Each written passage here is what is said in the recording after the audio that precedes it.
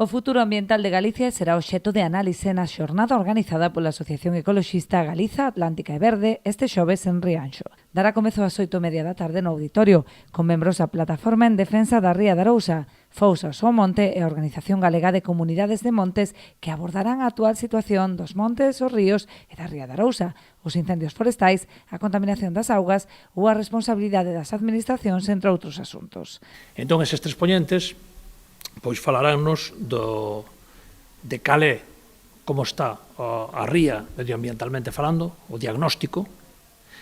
Tamén nos dirán os problemas que están conectados tanto o que é a serra, o que é o monte e o que é a ría, o que poda ser, tal e como imos, o futuro da comarca,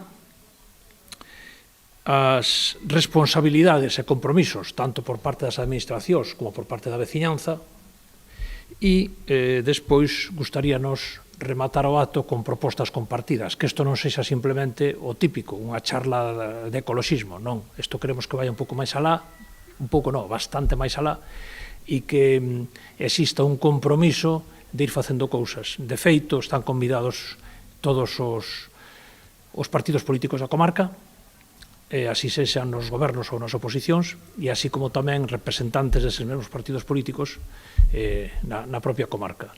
Este encontro enmárcase nunha serie de xornadas que se estiveron a desenvolver durante todo o mes de xullo e terán continuidade en agosto por todo o territorio galego.